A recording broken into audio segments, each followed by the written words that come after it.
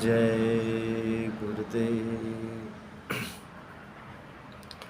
प्रेमी भाई बहनों, परम पूज्य स्वामी जी महाराज सतयुग के स्वागत के लिए 3 यज्ञ किए और संगत को जो ये संकल्प दिलाया कि हम बदलेंगे, युग बदलेंगे गुरुदेव तेरी अगुवाई में, कलयुग से सत्युग ला देंगे गुरुदेव तेरी अगुवाई में। तो इस संकल्प को दिलाने वाला महापुरुष के घर में ही असली कलयुग हो तो कैसे ये संकल्प पूरा हो सकता है। गुरु महाराज ने कहा था कि असली कलयुग देखना हो तो हमारे आश्रम आ जाओ, और ये भी कहा था कि परिवर्तन मथुरा से होगा। मथुरा का मतलब मथुरा जिला नहीं, मतलब था आश्रम से, मथुरा आश्रम से। अब आप इस बात पे विचार करो कि गुरु महाराज के हाथ जब असली कलयुग था, जब गुरु महाराज ने कहा, वो झूठ तो हो नहीं सकता, तो किसकी वजह से असली कलयुग था, वो कौन लोग थे? क्योंकि ज़मीन की वजह से तो असली कलयुग था नहीं। वहाँ जो पेड़ पौधे थे, जो स्थावरीय उनके जीव थे, जो खुमज के थे, जो अंडज के थे, जो मतलब यानी कि मनुष्य को छोड़ के जो पिंडज शरीर के जीव थे, उनकी वजह से कलयुग तो था नहीं। और जो 5 तत्वों के सृष्टि, क्षेत्र, जल, पावक, गगन, समीरा सब जगह हैं, तो इन 5 तत्वों की वजह से तो असली कलयुग था नहीं। तो असली कलयुग कुछ ऐसे लोग रहे होंगे मनुष्यों में, मनुष्य उनके ही लोगों की वजह से असली कलयुग हो सकता है। अब प्रश्न उठता है कि वो कौन लोग थे। और एक प्रश्न ये भी उठता है कि गुरु महाराज ने आश्रम चलाने के लिए, जैसे घर चलाने के लिए आप एक व्यवस्था बनाते हो, नियम कानून बनाते हो, ऐसे आश्रम चलाने के लिए गुरु महाराज ने जो व्यवस्था बनाई ही होगी, तो क्या वो कलयुगी व्यवस्था बनाई होगी? संत तो सतयुगी ही व्यवस्था बनाएगा। जब वो पूरी दुनिया को इस सतयुगी व्यवस्था की बात कर रहे थे, तो अपने आश्रम के लिए भी तो उन्होंने एक सतयुगी व्यवस्था बनाई थी। तो गुरु महाराज ने जाहिर सी बात है सतयुगी व्यवस्था बनाई थी। तो जो यानी कि फिर कलयुग कहाँ से था? इसका मतलब कुछ लोग ऐसे थे जो सतयुग की व्यवस्था को नहीं मानते थे। अब प्रश्न उठता है कि वो कौन से लोग थे जो सतयुग की व्यवस्था को नहीं मानते थे? तो ये सब विचार करने की बातें हैं। आप विचार करो कि एक व्यक्ति अगर कलयुगी होता और बाकी सब सतयुगी होते तो उसकी तो चलती नहीं। भाई एक है और जहाँ 10,000 आदमी रह रहे हैं, तो वहाँ 1 और 9,999 सतयुगी लोगों के आगे एक कलयुगी आदमी की तो नहीं चलेगी। कितना भी हो, यानी कलयुग हो, और जब संभव नहीं है, इसकी संभावना ना के बराबर है, तो जाहिर सी बात है कि यानी एक नहीं एकाध सतयुगी रहा होगा। अब आप इधर जब ये चैत प्रतिपदा आती है, तो जो उपरोहित होते हैं वो समूह सुनाते हैं, तो लोग पूछते भाई कितने बिस्वा पाप है पुण्य है? तो हम लोग बचपन में सुनते थे कि भाई 20 बिस्वा में से 5 बिस्वा पुण्य है, 15 बिस्वा पाप है। फिर धीरे धीरे फिर सुनने में आया कि ये धीरे धीरे और कम होता गया, और कम होता गया। अभी क्या वर्तमान में स्थिति है? कहने का मतलब अभी किसी से पूछो तो यही कहेगा कि 100 में 1 आदमी कोई इस समय सच्चा होगा, बाकी तो 99, 98 और 97% आदमी तो कलयुगी हैं। तो वही हाल आश्रम का भी रहा होगा, और वहाँ तो ज़रूर रहा होगा। वहाँ तो 100 में 1 आधा ही कोई रहा होगा सतयुगी। क्योंकि जब गुरु महाराज ने कहा असली कलयुग देखना है तो आश्रम आ जाओ, तो इसका मतलब है कि वहाँ तो यानी कलयुग का प्रभाव दुनिया में सबसे ज़्यादा उसी स्थान पे था, कहने का मतलब है। अब ये बात सुनने में थोड़ी अजीब ज़रूर आपको लग रही होगी। तो ज़्यादातर लोग यानी कि कलयुगी थे। अब सतयुगी कौन था, ये आपको पहचानना है। अब एक आदमी निकल गया, बाकी तो निकले नहीं, बाकी तो सब वही थे। तो सतयुग तो आ नहीं गया अभी वहाँ पे, मथुरा आश्रम में भी सतयुग तो आ नहीं गया। तो आप इस बात को विचार करो। वैसे मैं बता दूं कि इसी बात को लेकर के एक इंदौर के एक अपने प्रेमी थे, गुरु भाई थे, उनका नाम चमन चौधरी था। आप समझिए कि गुरु महाराज से उनका कितना लगाव था। अब उनकी बात सुन कर के ही अभी समझ जाएंगे आप। वो अपने यहाँ पर प्रॉपर्टी डीलिंग का काम करते थे, जनी ज़मीन खरीदना बेचना। 6 भाई के लगभग थे वो, तो सब प्रेम से रहते थे।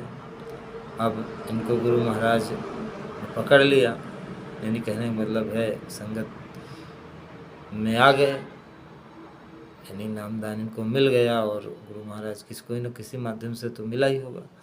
उसके बाद गुरु महाराज के जब सत्संग को सुने, नामदान जब इन्होंने लिया, तो उसके बाद गुरु महाराज से प्रेम हो गया। तो उसके बाद फिर सेवा की भावना इनके मन में आई होगी, तो फिर ये मतलब आश्रम में रहते थे बेचारे और सेवा करते थे। और संपन्न आदमी थे। अब चूँकि संपन्न थे, रईस थे, सुख सुविधाओं की कमी नहीं थी घर में। और आश्रम की तो हालत आप जानते ही हो कि जो भजन नहीं करते थे उनको सुविधा ही सुविधा चाहिए थी, और जो बेचारे सेवा करते थे थक जाते थे और भजन करते थे। तो आपको पता है कि भाई अब थक गया आदमी तो अच्छी नींद ना आए, रात भर गर्मी लगे, मच्छर काटे, तो या ठंडी में परेशान हो, या और जो बहुत ज़रूरी सुविधाएं कलयुग का वैसे भी जो कमज़ोर है तो दिक्कत तो होगी। तो कहने का मतलब भजन भी करने के लिए कुछ हद तक तो सुविधा का भी मतलब जो है सहयोग होता है उसमें, यानी कि उसका भी असर पड़ता है, यानी कि मन की एकाग्रता में। तो उन लोगों के पास, बेचारों के पास भजन करने भर की भी सुविधा नहीं थी। और जो भजन नहीं करते थे, जो भोगी टाइप के थे लोग, उनको बस ये है कि सुविधा ही सुविधा, हर चीज़ तरह की चाहिए। तो ये तो कमी देश है, तो उनकी तो कभी यानी सुविधा की जो है पूर्णता कभी पूर्ण नहीं हुई। तो खैर, वो जो मैं चमन चौधरी भाई की बात कर रहा था, तो अब वो संपन्न घर के थे। तो उन्होंने जब देखा, बेचारे सुरक्षा में रहते थे, नहीं सुरक्षा की जीप चलाते थे, तो बड़े अच्छे सुंदर यानी कि शरीर वाले, रंग रूप वाले और चेहरा मोहरा वाले, और कदकाठी भी बढ़िया थी। और कहने का मतलब एक जो पुलिस की जो टोपी होती है बड़ी अशोक की, जिसमें यानी कि लाड बनी रहती है, तो वो बढ़िया लगाए रहते थे। देखने में कोई एसपी जैसे दिखते थे, यानी गोरे चट्टे थे, खूब गोल मटोल, अच्छा खासा भरा चेहरा और क्लीन सेव रहते थे। तो अब आप समझो कि कोई इतनी जल्दी पहचान नहीं पाता था कि ये कोई सरकारी सेवा में नहीं है। तो खैर, और संपन्न तो थे ही, तो उन्होंने गुरु महाराज की यानी सेवा, उनको इतना लगाव था। वो एक ही बात हमसे कहते थे कि मैंने पूछा कि भाई क्या उद्देश्य लेकर के आप यहाँ सेवा कर रहे हो, कि हमको भजन बनाना है या जो है और कोई मतलब कारण है। तो सिर्फ एक बात कहते थे कि, और मैं पूछता था कि यहाँ तो बड़े जो छोटे लोग आते हैं, थोड़ा पढ़े लिखे और थोड़ा कुछ संपन्न घर के नाम मात्र के, तो वो सोचते हैं हमको ऊंची से ऊंची सेवा मिले, यानी कि मुझे ये छोटे काम की सेवा न मिले। और आप तो बताइए, इतने संपन्न आदमी हो और आप ड्राइवरी वाली सेवा करते हो। अब आप इस बात से अंदाज़ा लगा लीजिए कि कितने संपन्न थे वो। चूँकि जब देखे कि यहाँ पे हमारे हिसाब का जो है उठना बैठना लेटना नहीं, मतलब अब एक आदमी की एक मजबूरी होती है। जैसे अब एसी में हमेशा 24 घंटा रहने वाला आदमी हो तो कूलर में तो बसर कर लेगा, लेकिन वो पंखे में नहीं बसर कर पाएगा। और पंखे, कूलर का रहने वाला पंखे में बसर कर लेगा। पंखे में रहने वाला हो तो थोड़ी बहुत, 24 घंटा जो पंखे में रहता हो तो थोड़ी बहुत तो समझ लीजिए ये हाथ वाला पंखा या कोई छाया मिल गई। और कहने का मतलब जिसके घर में पंखा भी ना हो तो वो थोड़ा बहुत धूप भी बर्दाश्त कर लेगा, लेकिन ज़्यादा धूप नहीं बर्दाश्त कर पाएगा। लेकिन जो मज़दूर दिन भर धूप में काम करता है तो उसके लिए फिर कड़ी भी धूप उसके लिए ना के बराबर। तो कहने का मतलब अब ये मजबूरी थी उनकी, कुछ यानी यहाँ की परिस्थितियाँ इतना जल्दी वो, देखो या तो भाव भक्ति हो तब तो आदमी झेल पाएगा, फिर शरीर भी है मन भी है, तो शरीर से भी आदमी इतना नहीं झेल पाता और मन भी नहीं झेल पाता है। तो कुल मिलाकर के उन्होंने एक यानी कि रहने के लिए जो जब देखा कि अब यहाँ व्यवस्था नहीं हो पाएगी, तो बेचारे फिर 25 लाख रुपया खर्चा करके एक मकान बिक रहा था वहीं मनुभाई हाथे के आगे, जहाँ आपका अलवर भंडारा चलता उसी से आगे रास्ता थी, दो खेत थे बड़े बड़े, उसी के बीच से रास्ता थी, मेड़ जैसी कुछ, तो उसी के जस्ट पहले वाला मकान उनका था और पूरी अच्छी खासी कोठी थी वो। मैं आज की बात नहीं बता रहा हूँ, मैं तो आपको ये बता रहा हूँ लगभग 2009 के आसपास की, 10 के आसपास की बात बता रहा हूँ, 10-11 के, यानी गुरु महाराज जब थे तो 25 लाख की उस समय कोठी थी। अब तो वो 25-50 लाख की होगी, नहीं तो 1 करोड़ के ऊपर हो गई होगी, क्योंकि बड़ी तेज़ी से जो है शहरीकरण वहाँ का हुआ। तो अब आप समझो कि जो व्यक्ति, तो मैंने पूछा कि भाई यहाँ किस लिए, आप क्या लक्ष्य है, कैसे, किस कारण से, तो उन्होंने कहा, और फिर बड़ी सेवा नहीं करो, क्योंकि लोग आते हैं तो मतलब नाम मात्र के भी अगर कुछ संपन्न होते हैं तो बड़ी सेवा में ही पसंद करते हैं। तो उन्होंने कहा देखो भैया, मुझे कुछ नहीं चाहिए यहाँ पे, ना सम्मान चाहिए, ना मान चाहिए, ना सुविधा चाहिए, ना खाना, मतलब कुछ भी नहीं चाहिए मुझे, तो बस खाली गुरु महाराज हमारे सामने 24 घंटा रहें। इसीलिए मैं सेवा करता हूँ कि ये सुरक्षा वाले साथ रहते हैं, तो जीप में चलते हैं, तो मैं भी हमेशा, और मुझे अब समझ सकते हो गुरु महाराज कभी दिन में निकल गए, रात में निकल गए, यहाँ तक कि रात भर घूमते रहते थे। अब कब रात में कह दें, वहाँ पे शाम को पहुँच जाते थे और रात में 2 बजे भी निकल जाते थे। तो सुरक्षा वाले जाएंगे तो जीप वाला भी जाएगा, जब भाई बिना जीप के सुरक्षा वाले कैसे जाएंगे। तो वो कहने का मतलब बेचारे, उनको ये भी नहीं था कि हम कब सोएंगे, कब खाएंगे, कब नहाएंगे, जबकि सुविधापूर्ण ज़िंदगी जीने वाले आदमी थे। तो इतने बेचारे, इतने प्रेमी थे वो, आप समझ लीजिए। तो मैं उनके जिक्र इसलिए मैंने आपसे किया कि वो भी दुखित थे कि आश्रम में लोगों का व्यवहार और प्रेमियों का प्रेमियों से व्यवहार, या जो अधिकारी हैं, जिम्मेदार हैं, उनका जो सेवादार हैं उनसे व्यवहार, और जो नए लोग आते हैं गुरु महाराज के दर्शन करने के लिए, या और भी जो जीव आते हैं, तो उनका व्यवहार, यानी कि वो व्यवहार से आहत थे, दुखी थे। तो और जो वहाँ की व्यवस्था थी खाने की, और जो सारी व्यवस्था हर तरह की, कभी कोई ज़रूरत पड़ जाए तो किसी से कुछ कह दो, भले वो उसी की सेवा कर रहा हो, तो यानी कि बड़े रोब दाब से जो है जैसे जान पड़ रहा है कि यानी कि क्या कहा जाए उसके बारे में, यानी कि बड़ी आपकी गर्ज है, यानी कि, और उसका कोई जिम्मेदारी उसकी नहीं बनती, जैसे जान मान लो कि उसको भगवान की तरह उसके यानी कि चापलूसी करो और उसकी विनती करो, अर्ज करो, और माँ बड़ी वो करो, तो फिर और वो गुलाम उसके बन जाओ, गुरु महाराज के हिसाब से नहीं, उसके गुलाम बन जाओ, तो वो समझ लीजिए कहीं सुनता था। तो सब इन सब चीज़ों से बड़े वो आहत थे बेचारे। तो चूँकि मैं आपको क्या बताऊं कि मैं जो है वो फिर किसी दिन बताऊंगा कि शाकाहारी कार्यालय कैसे पहुंचा और वहाँ कैसे मेरा इंटरेस्ट जगा। उसके बाद खैर जब मैं वहाँ जाने लगा तो वहाँ गुरु महाराज की जो पुरानी बातें हैं, जो आदेश हैं, जो चिट्ठियाँ हैं और जो डायरी वायरी है, जो वो सब पढ़ने को मिलती थी। और पुरानी बातें श्रीवास्तव जी बहुत बताते थे, और आश्रम के लिए भी कुछ बताते थे कि देखो स्वामी जी ऐसे ये किया वो किया। तो ये हमको सब पता लगता था कि भाई गुरु महाराज इस तरह ये चीज़ चाहते हैं। तो मैं आकर के बताता था। कभी अब चूँकि वो ड्राइवर थे तो बीच में मैदान के बीच में लेट जाते थे, ड्राइवर को जागने की ज़रूरत नहीं थी, हम लोग सुरक्षा वाले थे। तो हम तो एक कोने पे, जब फिक्स ड्यूटी है तो एक कोना तो हम ही को मिला हुआ था, तो वहीं पे थे हम। तो ये है कि कभी मान लीजिए कोई टॉयलेट करने निकले या घूमने टहलने निकले, और भाई अब साथ में रह रहे हैं, रात भर रहना है और डेली रहना है, तो मुलाकात तो होगी, बात तो होगी, फिर हाल चाल होगा, कहाँ के हो, कौन हो, क्या है नाम, ये सब पूछते थे। तो उसके बाद और थोड़ा बहुत जो पर्सनल बातें आदमी ज़िंदगी की, पढ़ाई लिखाई आदि आदि जो है, जो ज़रूरी, बहुत ज़रूरी होती थी, खैर वो आदान प्रदान होता था। उसके बाद फिर विचार भावना आदमी की बात करते मालूम ही पड़ जाते। तो उनको लगा कि जैसा वो भावना के व्यक्ति, वो कुछ वैसा ही मैं भी था। तो उन्होंने कहा भैया ये जो गुरु महाराज, तो वो गुरु महाराज हैं, और बताइए कि आश्रम की जो है लोगों का ये कैसा व्यवहार और कैसा ये सब क्या है। तो उन्होंने कहा देखो गुरु महाराज ने जो व्यवस्था बनाई, और मैं उनको प्रमाण देता था, यानी कि शाकाहारी पत्रिका में ये लिखा है और अमर संदेश में ये लिखा है, और ये तमाम जो है डायरी में या फिर चिट्ठियों में ये लिखा है, संदेश सब सुनाता था कि गुरु महाराज ये चाहते हैं, ऐसा संदेश है, इस तरह रहने के लिए आश्रम में, और ये सब सत्संगियों का व्यवहार और सब बताता था। तो कहा, तो वो रोज़ मुझसे पूछते थे कि भाई आज तुमने क्या पढ़ा, आज क्या नई चीज़ पढ़ी। तो मैं उसको थोड़ा तेज भी बताता था कि जो और भी लोग हैं जो कि स्वभाव उनका उल्टा है, तो वो भी सुन ले तो हो सकता सुधार आ जाए।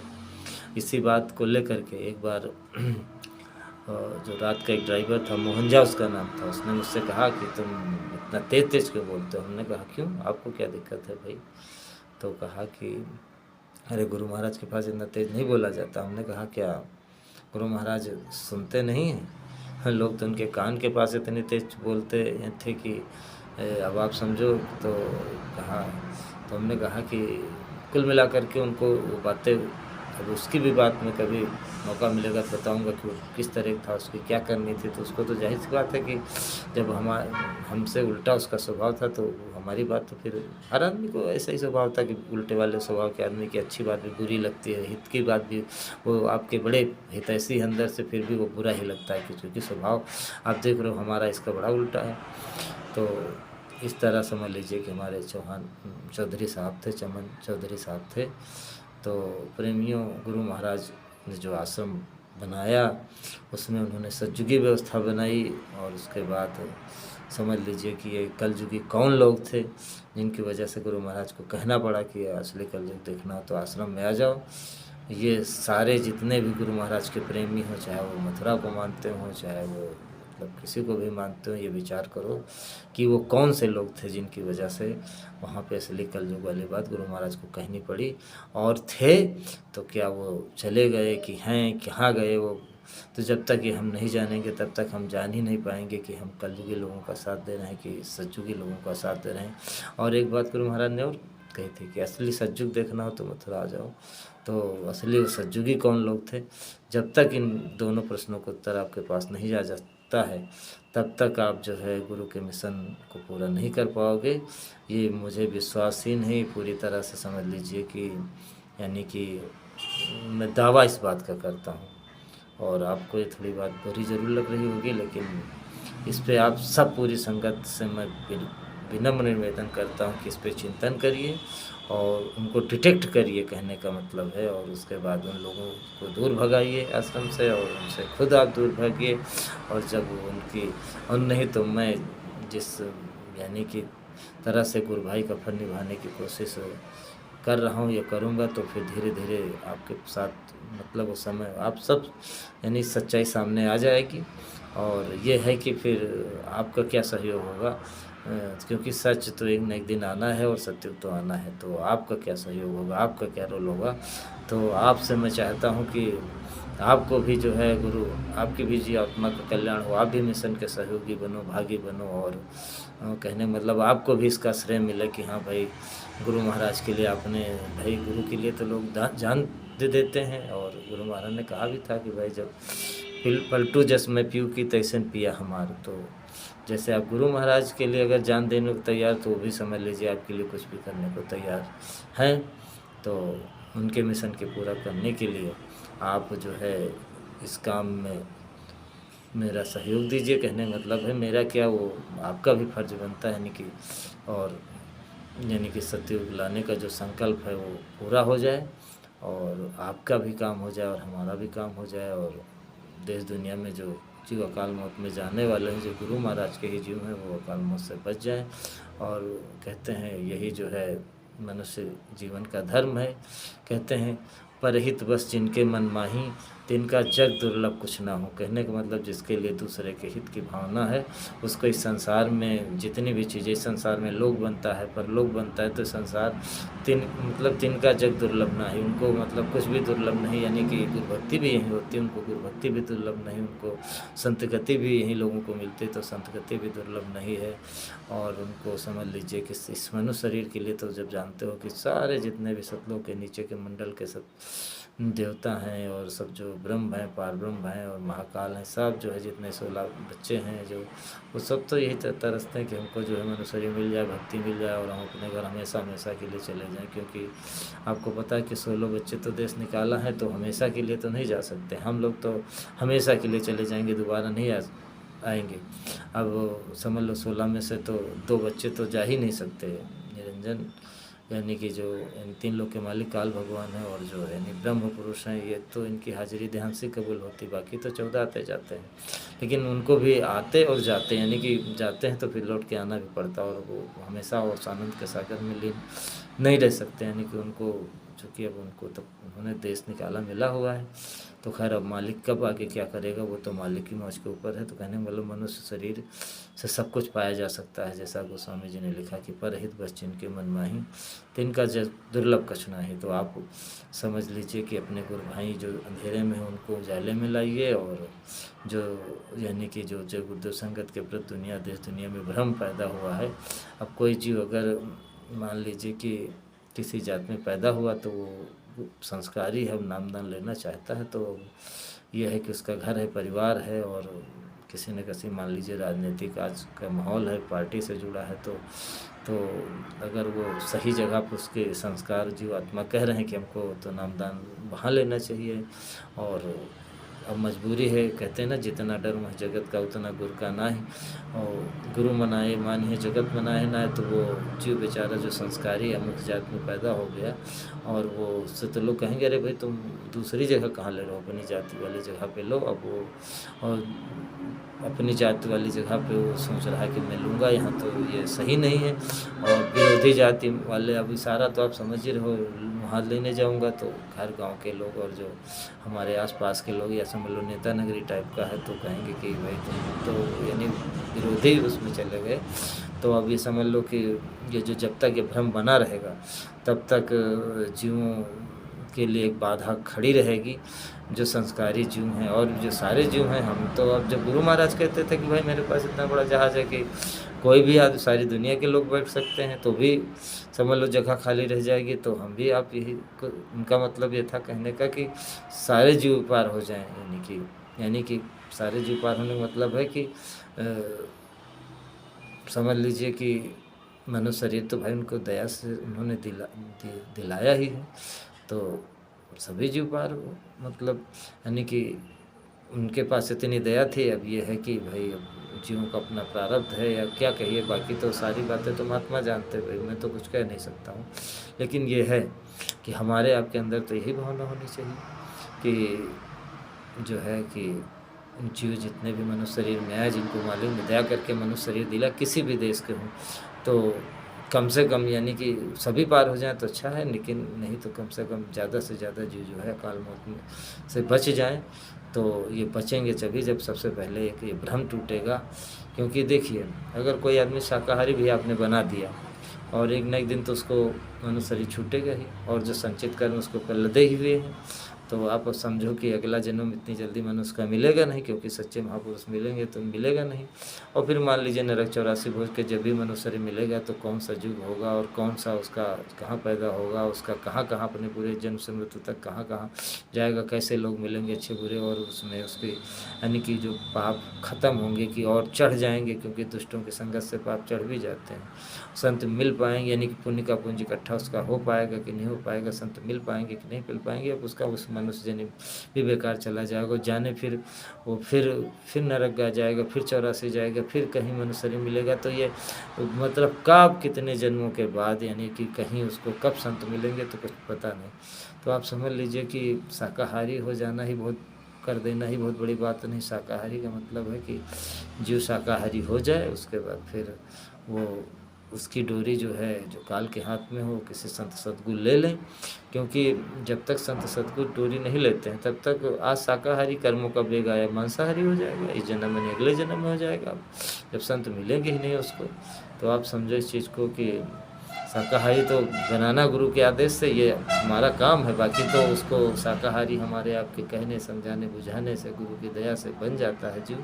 तो फिर तो आगे गुरु महाराज का काम है कि उसको नाम दान दिलवाना। लेकिन अब ये है कि शाकाहारी हमारे कहने से क्यों बनेगा, जब वो देख रहा है कि इनकी संगत में ये सब भ्रम का वातावरण है, यही लोग यानी कि एकमत नहीं है, इन्हीं ये सब यानी कि इसमें झगड़ा है, झंझट है और ये सब, तो वो हमारी शाकाहारी बात पे भी इतना ध्यान नहीं देगा। तो प्रेमी भाई बहनों, तो शाकाहारी बनाते रहिए, लेकिन इसके साथ साथ ये जो भ्रम छा गया 2012 के बाद, अब इसका आदेश तो गुरु महाराज दे नहीं सकते थे।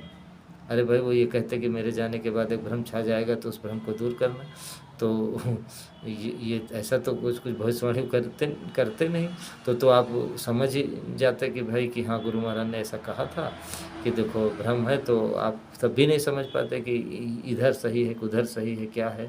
तो अब ये है कि आप क्या नहीं समझते हो कि जो ये गुरु महाराज के जाने के बाद भ्रम फैल गया है, इसको दूर करना भी या मान लीजिए कि अभी थोड़ी देर के लिए किसी कोई साधक आपको मिल जाए और उससे कहो कि भाई मैं तो गुरु महाराज तो यहाँ है नहीं है और मैं गुरु महाराज तक पहुँच नहीं पा रहा हूँ, लेकिन आप मेरे लिए पूछ करके बता दीजिए कि भाई ये जो हो गया है भ्रम, इसको क्या दूर करने का गुरु महाराज हमको नहीं आदेश दे रहे हैं और चाह नहीं रहे कि दूर भ्रम हो जाए, तो साधक आपसे क्या बताएगा? आप भी जानते हो कि यही कहेगा कि अरे भाई गुरु महाराज तो चाहते ही हैं कि भ्रम दूर हो जाए, सभी लोग एक हो जाओ। और यानी कि गुरु महाराज कब नहीं चाहेंगे, कौन पिता नहीं चाहेगा कि हमारे सारे बच्चे यानी कि एक हो जाएं, प्रेम से रहें, कोई भ्रम न रहे, कोई पुरखा, कोई भी गार्जियन, कोई भी मुखिया नहीं चाहेगा। तो आप जब मेरी इन बातों से सहमत हो तो फिर आपका एक कर्तव्य बनता है कि उस कलयुगी लोग जिनकी वजह से आश्रम में कलयुग था और उनको आप डिटेक्ट करिए और फिर सचमुच यानी कि उनसे दूर भागिए या उनको दूर भगाइए। और हालांकि मैं आपको अपने मन की भावना अच्छे से नहीं समझा, मैं समझ रहा हूँ, समझा पाया, लेकिन आप समझदार ज़्यादा हो, आप मेरी बातों को समझ गए होंगे और कहने सुनने में अगर उससे कोई गलत बात निकल गई हो तो उसके लिए मैं हमेशा की तरह आपसे माफ़ी मांगता हूँ। और सुनते ही मत रहिए मेरी बातों को, आप उसको एक्शन में लाइए। और इन्हीं शब्दों के साथ मैं आपसे विदा लेता हूँ। जय गुरुदेव।